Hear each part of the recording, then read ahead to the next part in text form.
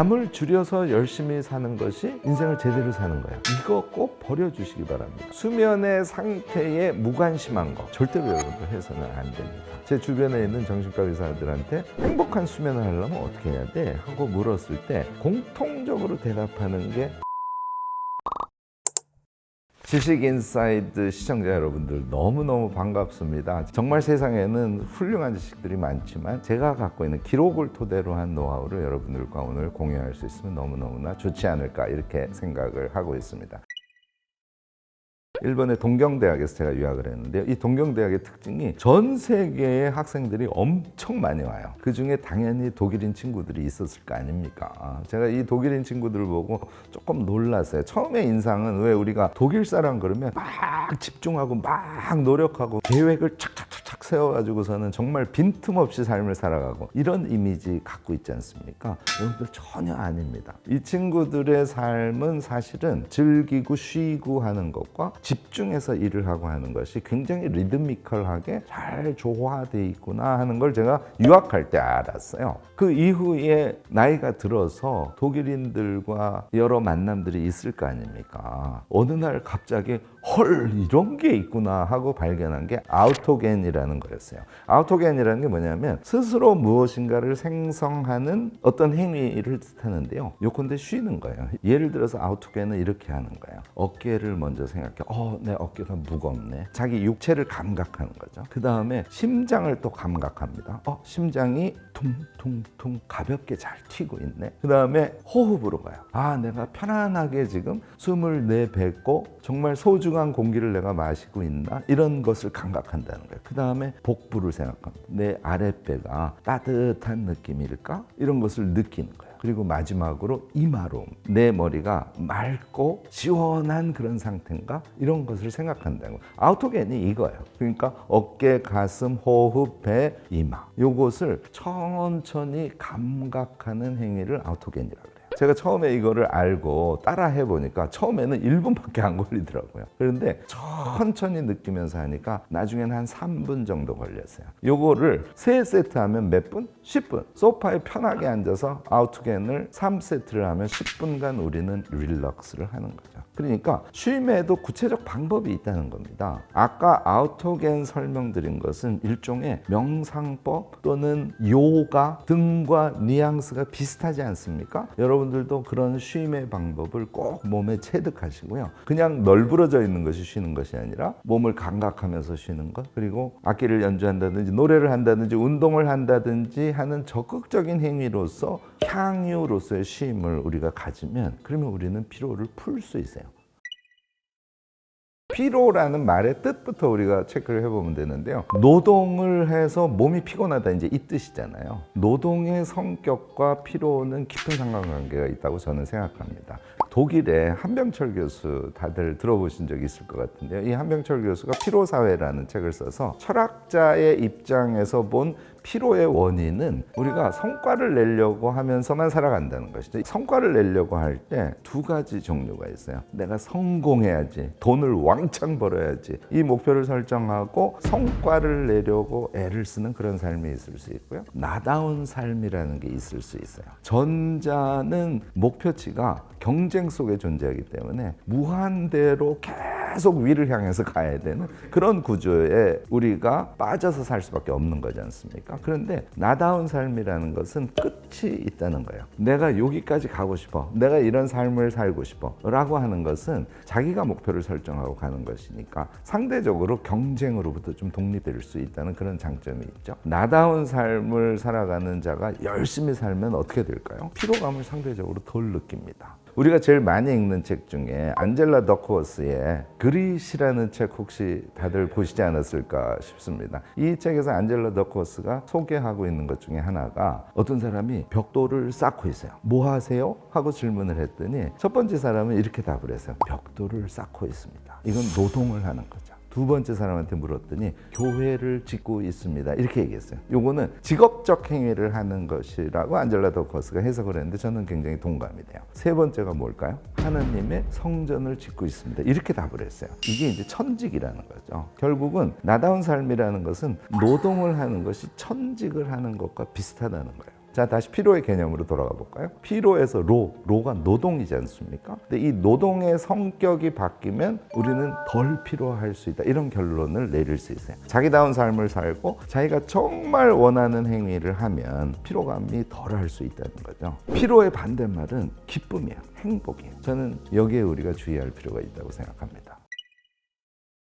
성장과 성공을 아주 신경 쓰면서 삶을 살다 보면 잠을 죄악시하는 그런 경우까지 있습니다. 그런데 우리 생각해 보면요, 하루에 3분의 1을 잠을 자지 않습니까? 그러니까 인생의 3분의 1은 잠을 자는 거예요. 우리의 삶이 정말 소중한데 이 3분의 1의 잠을 자는 시간을 소중하게 여기지 않으면 우리 인생을 어찌 보면 버려버린다 그럴까? 그런 느낌 들지 않으세요? 오늘 제 얘기 들으시면서부터는 이 잠의 세계, 이게 내 인생에서 정말 소중한 시간이구나, 이렇게 여러분들 한번 생각해 보시면 어떨까 싶습니다. 요거는 이제 제 경험인데요, 제가 코를 많이 골았어요. 저는 별로 자각하지 않고 살고 있었는데 우리 아이가, 제가 이제 코를 드르렁 걸다가 소위 무호흡증이라는 거죠. 하고 숨을 안 쉬니까 내가 죽을까 봐 너무 걱정이 되는 거 아니에요. 그래서 그 아이가 정말 마음으로 권유를 해서 그래 알았어, 그리고 이제 제가 병원에 가서 호흡과 관련된 검사를 해봤습니다. 결과 여러분들 어땠을 것 같아요? 제가 숨 취침 시간이 2시간 30분으로 나왔어요. 그러니까 저는 매일 2시간 3시간 겨우 자면서 그동안 삶을 살아왔던 거예요. 너무 피로한 삶 아니었겠어요? 이런 것은 근본적으로 좀 제거를 해야 됩니다. 뭐 요컨대 저는 수술 등을 통해서도 잘 치유가 되기 어려운 그런 상태라는 판정을 받고 양압기라는 걸 쓰기 시작했습니다. 양압기를 쓰고 한 2주 후에 다시 8시간 취침 검사를 했어요. 양압기를 꼈더니 제가 6시간 50분이 나왔어요. 그러니까 8시간을 자면 적어도 자면서 중간에 깨는 시간이 거의 없다는 거예요. 그러니까 굉장히 질 높은 잠을 잘 수 있었던 것을 제가 확인을 하고 현재도 양압기를 쓰고 있습니다. 제가 양압기 쓴 지는 한 15년 정도 됐거든요. 여러분들도 수면의 질을 높이기 위해서 자기의 수면의 상황 분석을 하시고요, 수면의 질을 높이도록 노력은 해주셔야 돼요. 이게 필수입니다.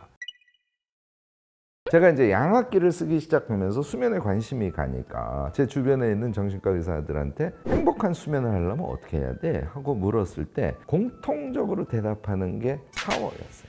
너무 뜨겁지 않은 미지근한 물로 샤워를 해서 몸을 전체적으로 릴렉스 시켜준 그 상태에서 수면을 하는 게 수면의 질을 높이는데 결정적이라는 얘기를 모든 정신과 의사들이 공통적으로 하더라고요. 그 이후에 저는 그 습관도 몸에 붙였는데요. 사실 어떨 때는 밤에 샤워하려고 그러면 좀 늦은 날 같을 때는 좀 귀찮지 않습니까? 그런데요, 샤워를 하고 잠을 자면 내가 잠을 편안하게 행복하게 잘 수 있다는 경험이 쌓이니까 샤워를 안 하고 자기가 두려운 거예요. 무슨 얘기냐면 샤워를 오늘 내가 게을러서 안 하고 자면 내 수면의 질이 떨어지겠지, 이런 생각이 먼저 바뀌게 되니까 샤워하고 잠을 자는 게 습관에 붙게 됩니다. 그래서 첫 번째 여러분들께 제가 권하고 싶은 거는 잠자기 전에 따뜻한 물로 샤워하고 주무시기. 두 번째로 제가 권하는 거는요, 누워서 몸을 느껴주는 거예요. 앞에 제가 독일의 아우토겐 얘기했죠. 그거를 하시게 되면 몸을 느끼는 게 무엇인가를 점점 깨닫게 됩니다. 아우토겐 방식으로 꼭 할 필요는 없어요. 눈을 느껴줄 수도 있고요, 어깨를 느껴줄 수도 있고, 가슴, 등, 발끝, 자신의 몸을 느낄 수 있어요. 천천히 몸의 상태를 느껴주고 몸을 느끼는 생각을 하시면 잠도 잘 오고요, 잠의 질이 엄청 높아집니다. 세 번째, 기대감을 밤에 갖고 자는 거예요. 우리가 일상을 살아갈 때도 행복의 기본 지수를 높여주는 것, 다시 말해서 기분이 좋은 상태로 일상을 살아가면은 그 일상 자체가 기쁠 뿐만 아니라 모든 일이 잘 되죠. 잠도 마찬가지예요. 기대감, 긍정적인 생각을 하면서 잠에 들면요, 그 우리의 인생의 3분의 1의 시간이 무의식의 세계이긴 하지만 그것이 긍정적이고 밝은 기운으로 꽉 채워지지 않을까. 여러분들 제 이야기 들으면 그런 상상을 하실 수 있을 거예요. 요 세 번째 팁도 같이 챙겨가시면 행복한 수면을 여러분들 실제로 실행 가능한 사람이 되실 수 있지 않을까 싶습니다. 저는요, 수면과 관련해서 잘못된 생각 3가지를 꼭 지적하고 싶은데요. 잠을 줄여서 열심히 사는 것이 인생을 제대로 사는 거야. 이거 꼭 버려주시기 바랍니다. 왜냐하면 수면 시간이 우리가 무엇인가를 노력을 해서 또는 몰입해서 달성하려고 하는 것에 직접적인 영향을 미치지 않는다는 거예요. 직접적인 영향은 여러분들 집중력에 의해서 영향을 받습니다. 시간보다 집중력이 훨씬 더 중요하다는 거, 이거 잊지 마시고요. 두 번째 여러분들이 해서는 안 되는 생각은, 수면을 가볍게 보면 아까 제가 코골이를 했다고 했지 않습니까? 자신의 수면의 질에 대해서 생각을 한 번도 해본 적이 없는 그런 상태인 거예요. 그러니까 수면을 소중하게 여기고 현재 자신의 수면이 어떤 상태인지를 파악하지 않으면 여러분들은 인생의 3분의 1을 정말 의미 있게 보낼 수가 없는 것이 되는 거지 않습니까? 그래서 수면의 상태에 무관심한 거, 이것은 절대로 여러분들 해서는 안 됩니다. 그 다음에 세 번째 수면에 대해서 우리가 해서는 안 되는 것은요, 잠에서 깰 때요, 자신의 잠에 대해서 충분히 고마워하고 생각하고 하면서 천천히 일어나셔야 돼요. 저도 물론 알람을 맞춰놓고 아침에 일어납니다. 알람 소리를 들으면 제가 갖고 있는 습관은 벌떡 일어나지 않는 습관이에요. 누워서 좀 더 생각합니다. 오늘 충분히 잘 잤네. 잘 못 잔 날도 있죠. 잘 못 잔 날도 오늘은 충분히 잘 못 잤네. 이렇게 생각하면서 천천히 잠에서 깨어나는 상태로 이동을 해주는 거예요. 이렇게 잠에서 깨는 상태도 잠을 소중히 여기는 그런 태도, 이것을 저는 꼭 가지시기를 권하고요. 사람들이 몰입하고 엄청 집중해서 노력하는 것을 비슷한 차원으로 생각하는 잘못된 인식을 갖고 있는 경우가 많아요. 세계적으로 몰입의 최고 대가 칙센트미아에는 엄청 집중해서 노력하는 것을 몰입이라고 하지 않아요. 훨씬 더 자연스러운 상태, 이런 걸 몰입이라고 그러거든요. 자, 이제 뭔 얘기야 이런 느낌이 좀 드실 수 있는데요, 두 가지가 꼭 전제돼야 됩니다. 하나는요, 완전한 자기 선택이어야 해요. 우리가 삶을 살면서요, 그게 나의 바람이야 이렇게 생각하기 쉽지 않습니까? 이게 이제 페르소나라 그러죠. 세상에서 그게 훌륭한 것이래, 그거는 성공한 삶이래, 이런 것들이 우리에게 지금 이미 머릿속에 각인된 상태지 않습니까? 그래서 그걸 쫓아서 가는 것이, 그것이 나의 바람이야 이렇게 착각할 수 있습니다. 근데 이것이 가면인지 페르소나인지, 아니면 저는 그것을 본성적인 욕동이라고 칭하는데요, 이게 정말 내가 바라는 건지, 이것을 구별해야 돼요. 사실요, 우리 어릴 때를 한번 다시 기억해 보자고요. 어릴 때 무엇을 하고 싶은 것은 대체로 사회적 영향력이 없는 상태에서 순수한 정말 본성적인 욕동인 경우가 많아요.